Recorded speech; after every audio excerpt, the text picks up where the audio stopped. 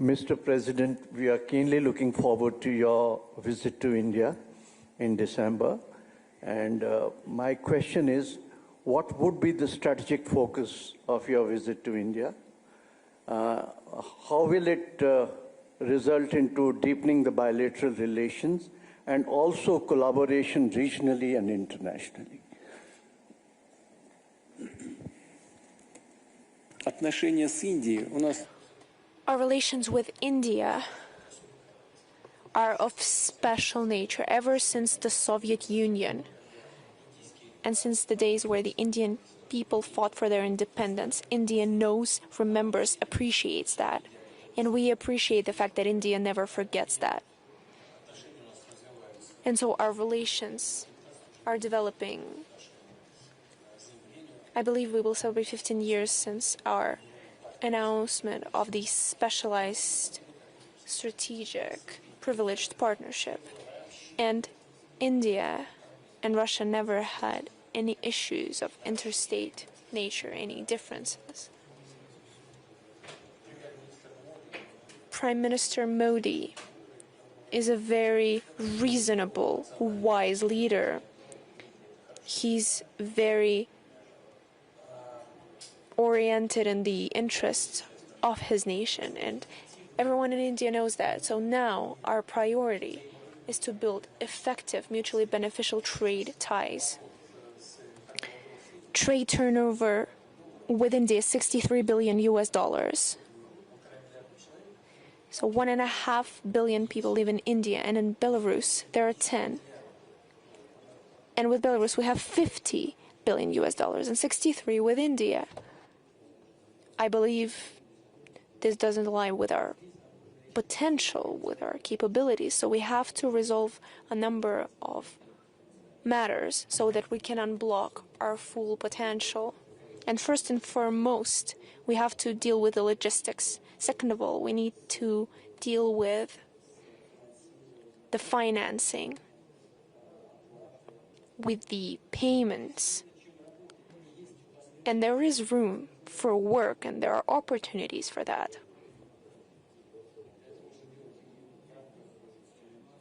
We can do that within the BRICS instruments on bilateral basis, using rupees, using the third country currencies, using the electronic payment means. These are the things that need to be discussed. We have a trade disbalance with India. We are aware of it. We recognize it. And together with our Indian friends and partners, we're thinking of ways to perfect this trade turnover. Just recently, I gave another order to the government, to the co-president of the Intergovernmental Commission, Mr. Manturov, so that together with his colleagues, he could think of the ways to develop these trade and economic ties. And so now the Russian government is working on it and will continue to put forward subsequent steps to our Indian colleagues. As for political relations, our contacts on the international stage, we usually converge our actions, align them, and we always hear our position, the position of our friends, take it into account, and our ministries of foreign affairs are working closely. And the same applies to the humanitarian area. Here in Russia, we have a lot of students. We love Indian cinema. I've already spoken about it. It's probably the only country in the world that, other than India, we have a separate channel that streams Indian movies days and nights.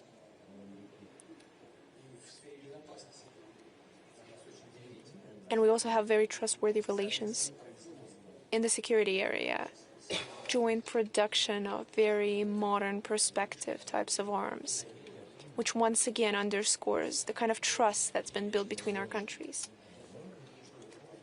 And I also am looking forward to my trip in early December and I highly await my meeting with my dear friend, with our trustworthy partner, with Prime Minister Modi.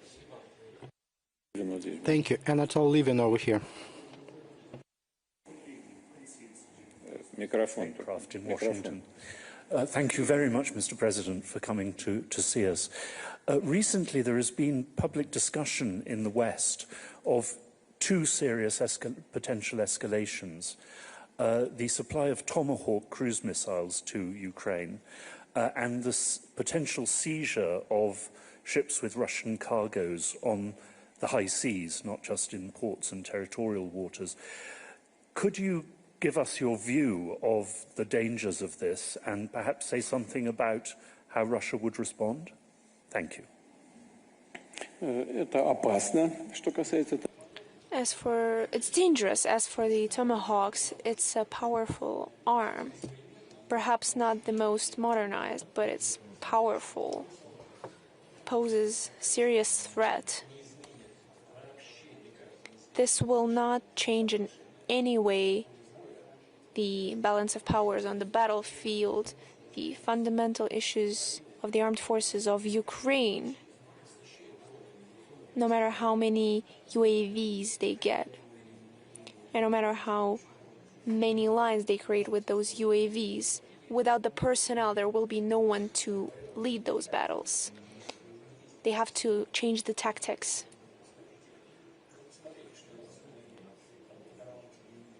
Just look at what they're showing on the TV screens about how our troops are moving. 2, 3 people, but they're moving. RAP is working, so they'll continue step by step to move forward. Yes, of course there has been damage, but the Russian air defense systems have adjusted, have started striking them down. Can Tomahawks inflict damage? Yes, but we will continue to strike them down. We will continue to perfect our systems. Will this pose damage to our relations? Where we see light at the end of the tunnel? Of course. Of course. Using Tomahawks without direct involvement of the US officers is impossible. Which means a brand new stage of escalation, even in the relations between Russia and the US. As for the seizure of ships, that's not good. That's piracy. What do we do with pirates? They have to be destroyed. There is no other way to deal with them.